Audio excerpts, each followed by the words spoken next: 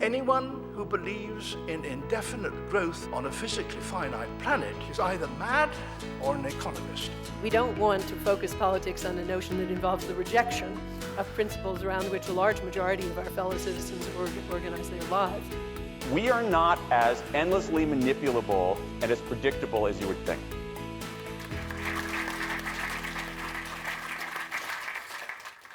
So why can't we live together? That's, of course, the tricky title to pull you all in your lunch hours, and thank you for being pulled in your lunch hours. The answer is, of course, we can live together, and that's what I believe in. That's what all my research tells me. But it just happens that this guy who I'd never heard of until somebody told me about this song called Timmy Thomas, he has this famous song with a broad ethnic background, and he's raising this kind of question: why can't we live together? Because we actually have so many things in common, despite having some differences as well. I want to start by considering this question of whether exposure to ethnic diversity drives down trust. Some of you may know this paper by Robert Putnam, amazingly eminent Harvard political scientist. Who am I to challenge what he says? But I do it nonetheless. This is his wonderful, inspiring article that he wrote in 2006. It really got the world talking. It's a beautifully argued piece, beautifully written piece, but it comes up with these rather pessimistic, negative conclusions. This is the famous figure from his article, which shows on the vertical scale trusting other races a lot, and on the horizontal scale it's got a measure of the degree of homogeneity in a census tract, in the area where people live. And kind of surprisingly, you go up to the far right there and you find Bismarck, New Hampshire, Montana, Lewiston in Maine. These are really very homogeneous parts of the states, and yet you find people are trusting other races a lot more there than down here in the left corner, the East Bay in California, San Francisco. I've shown this figure sometimes and people say, I think you've mislabeled the axes here. And I said, no, I haven't mislabeled the axes. This comes direct from the paper. So, interesting finding. We were inclined to challenge it. Turtles hunker down. And that's what Robert Putnam says we do. His famous quote in his article, he says, in colloquial language, people living in ethnically diverse settings appear to hunker down. That is, to pull in like a turtle. The really interesting bit about his claim was that he found that people don't just hunker down and pull away from ethnic out-group members, they hunker down and pull away from ethnic in-group members too. And so, in a way, he was going back to sort of classic arguments in sociology, Emil Durkheim and anomie, that there was something terrible about this diverse society which led people to not know any longer who their friends were, where they belonged. So they withdraw, they hunker down.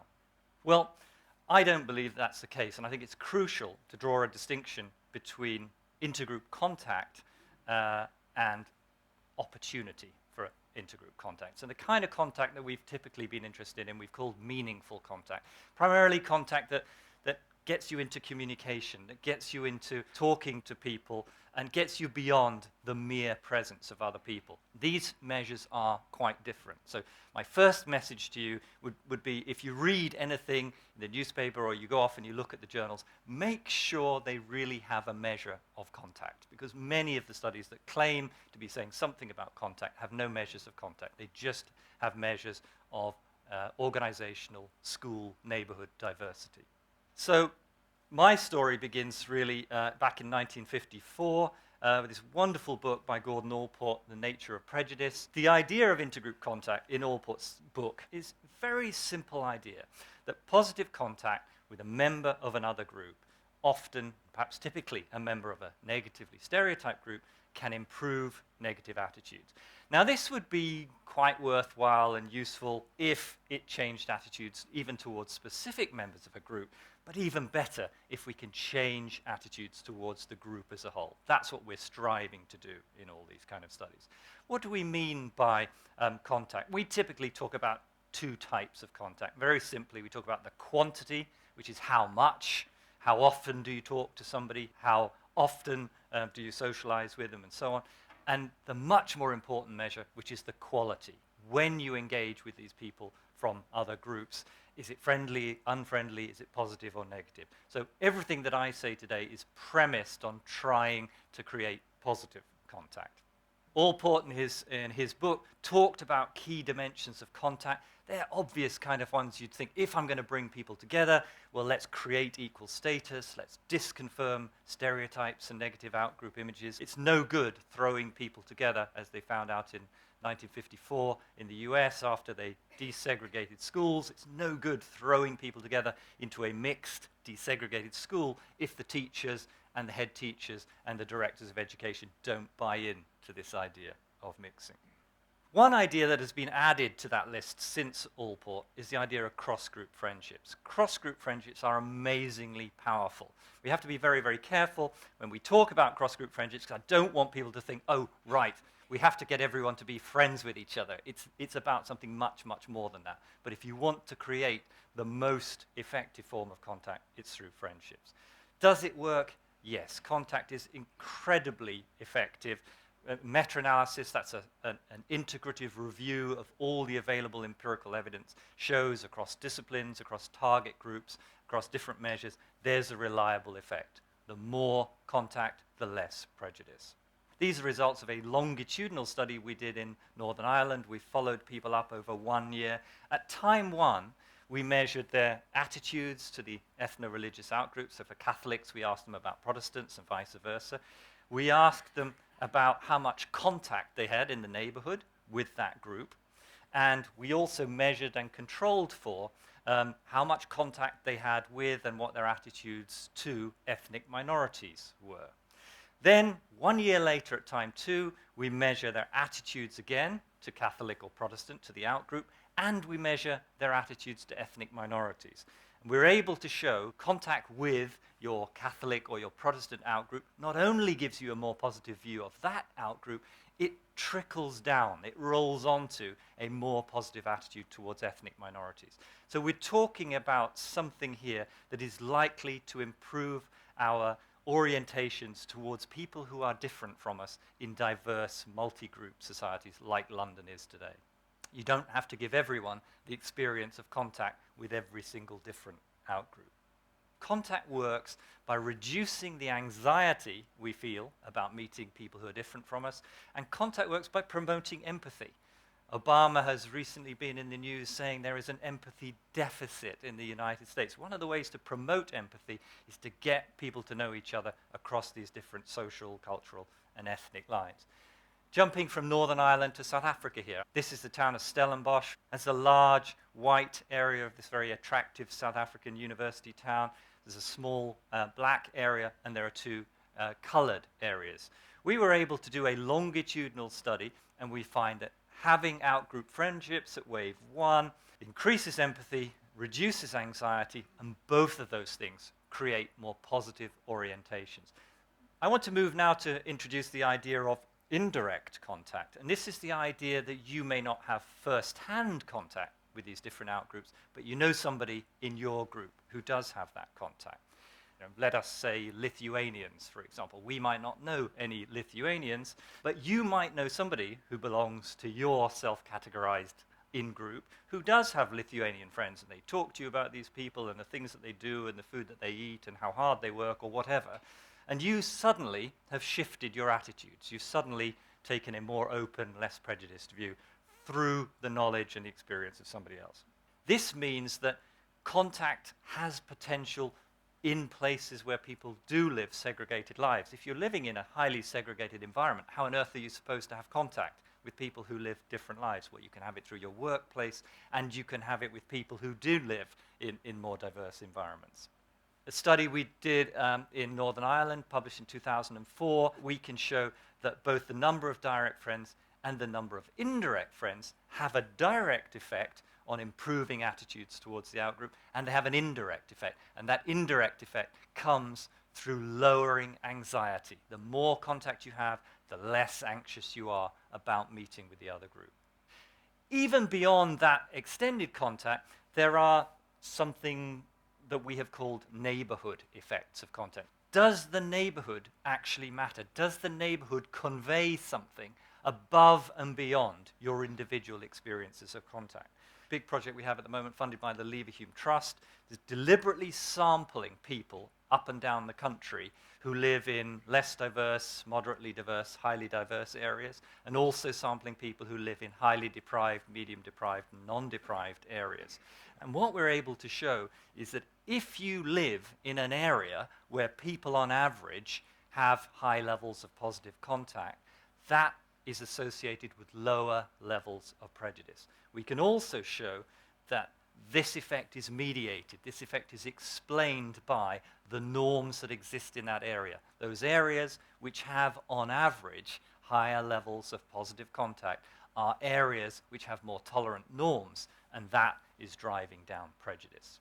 There is a potential limitation to this work. There's a very famous book called Why Do All the Black Kids Sit Together in the Cafeteria? We've done a study recently in the northwest of England where we're doing a lot of field research. And we have studied where white kids and British Asian kids sit when they have the opportunity to sit wherever they want in their cafeteria at lunchtime. Very different kind of research. Went to this school, which is a school that's actually got 40% ethnic minority pupils. That's a pretty high rate in this country. And we coded where people sat throughout this large cafeteria. We coded every 30 minutes, and we did this for 2 days. We coded over 3,000 seating positions. And then we sat down and we said, okay, we're going to fill in on these maps that we've drawn of the cafeteria. We're going to fill in whether people are Asian, white, or in this case, black, other, and so on. And we're going to see who sits where and with whom. Obviously, 40% of the community here are ethnic minority. You'd expect to see a fair amount of mixing. And then we look at our data, and every time we see an instance of mixing, we mark it. And sometimes the mixing is side by side, and sometimes it's face to face. We've taken account of all that. Across all those social units, over 3,000 seating choices coded, we find just 4% mixed race social units at lunchtime. So this is a real limitation to contact. This is where there is work still to be done. There's work to be done with the schools council of schools, with the teachers, with the heads, and so on.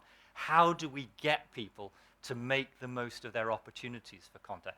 These are in schools and colleges where we've done lots of other work. We know that the norms are quite positive. We know that a number of people have cross-group friendships.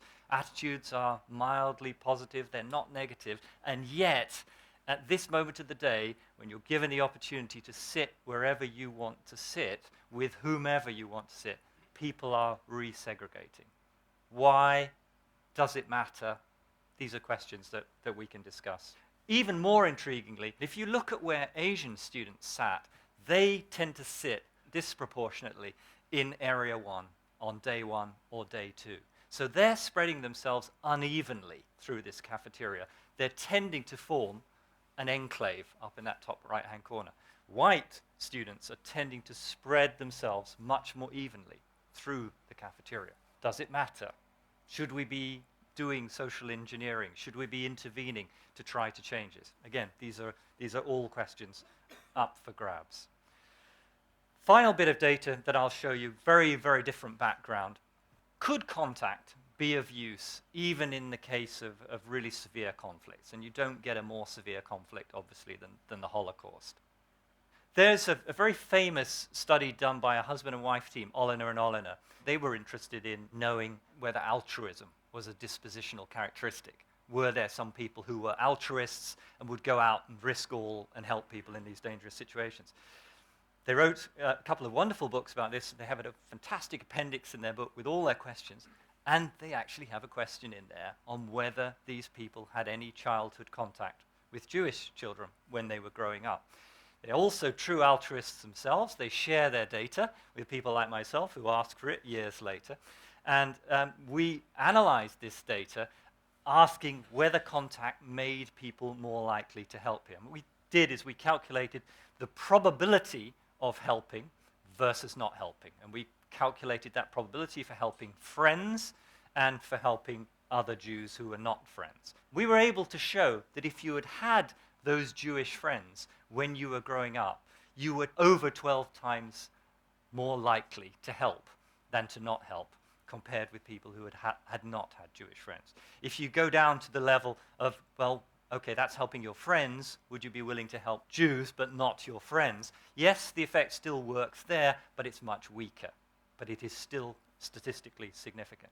So I've given you a range of the different kind of ways in which contact works. I think contact matters. I think the case has been made for it impressively, not just by us, but by many other people.